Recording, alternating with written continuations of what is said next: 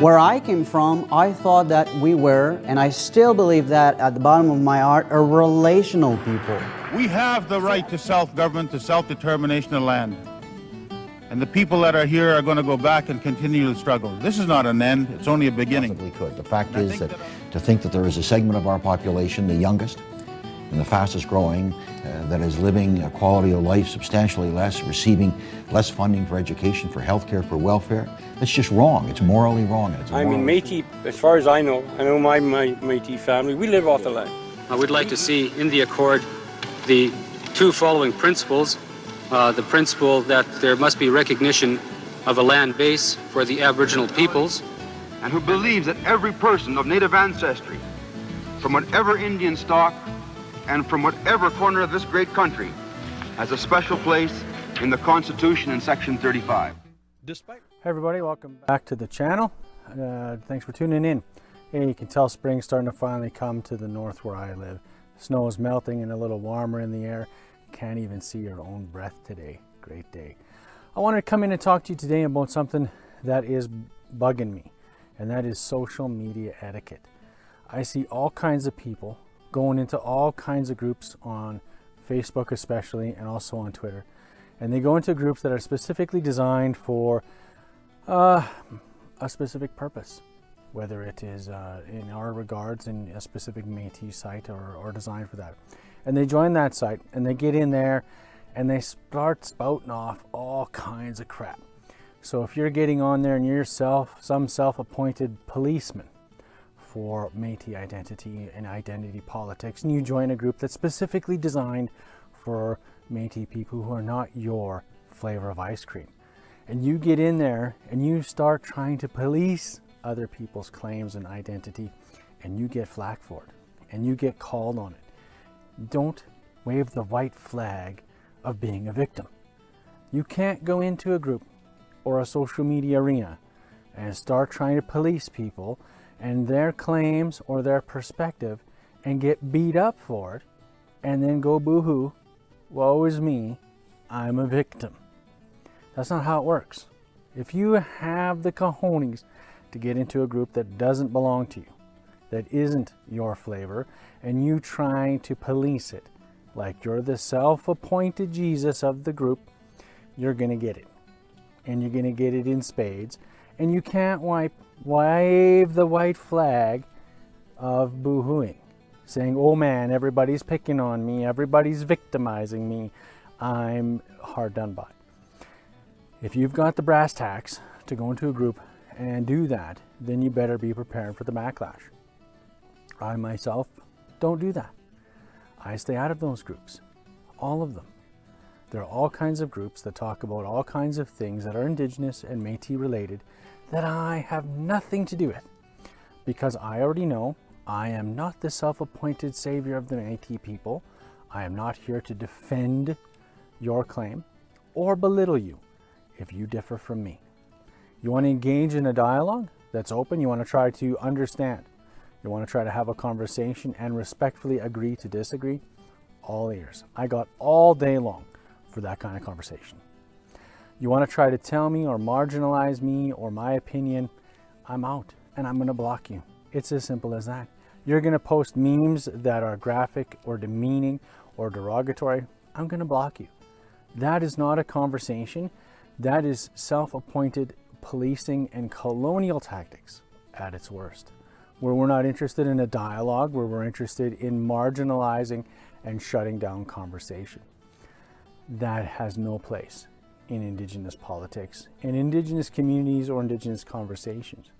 And even worse, if you're an Indigenous person and you're backing the conversation of a non-Indigenous scholar, academic, or politician who is further marginalizing, minimizing, or trying to regulate Indigenous conversation, and you don't see a problem with that, that's a problem. And that is a problem when Indigenous people back non-Indigenous voices to take Indigenous space for Indigenous conversation. And that is exactly what we see going on today. We see marginalization, we see hurtful tactics, hurtful conversations going on, and we see it done by even non-Indigenous people with Indigenous backing. How much of a BS position is that? We got to end that. And we can't allow for spaces for that kind of conversation to continue.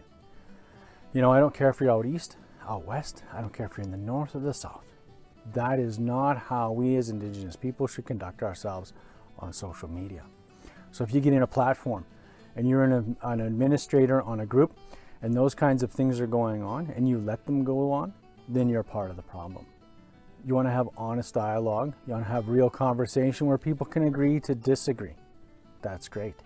I think those kinds of conversations need to happen on an ongoing basis all the time. But we can't have graphic memes, demeaning conversations. We can't have people calling other people's workplaces and saying, boo-hoo, this person is a bad person. And then if you do that, if you've got the audacity to write someone's place of work, and that place of work reaches out to you and causes backlash in your personal life, well, then you weren't ready for it, were you? If you want to put on your warrior pants and the warrior paint and try to take people on at their places of work where they're employed, and that place of employment backs the person and comes out against you, you should have figured that out before you got into that game. And if you didn't figure it out before you got into the game, then I'm sorry for you. But that's what this has come to. If you want to be that kind of a person and you want to put on the warrior paint and you want to get on the path and you want to attack people at their places of employment, in their places of work, in their social media groups that they create for those spaces, and you want to do that and there's backlash for it, I got no sympathy and no time for that. You want to sit down and have constructive conversations. You want to have open dialogue. You want to have positions of understanding, and even at the end of the day, disagree. Great. That's what it's about. But this self-appointed policing, backing non-Indigenous voices, marginalizing Indigenous people with no account of past, of trauma, of issues like the 60 scoop or adoption, and we're going to continue to have these kinds of conversations, and they're going to continue, and we're not going to do anything about it, that's a problem. And I think we need to end that. So if you're an administrator in a group and those kinds of conversations come up, I urge you, shut it down. That's not helpful, it's harmful. And if we fail to understand the difference, then we're part of the problem. If we're part of in a group and you're an administrator on a group and non-Indigenous people are taking the space and the conversation of Indigenous people in regards to politics, identity, land, and we don't stop it and we don't shut it down to make space for Indigenous voices, then we're part of the problem, not part of the solution. So I urge you guys, be polite, build bridges. Let's have honest conversation and honest dialogue with each other. Because if it boils down to where we're going to be as hurtful to each other as the colonists are on all their political BS, then how are we ever going to succeed? How are we ever going to achieve all the things we want to achieve for our people and our communities if we're going to, beat each other up, be demeaning and diminishing to each other? We're going to back colonial positions, colonial voices, taking up space for Indigenous people to speak in our own situations. Gotta end. Gotta do better. So I urge you, do what's right. Use social media for what it's designed for, and that's to build bridges, build each other up, resolve our differences, and move forward. There you have it. So until next time, keep it real.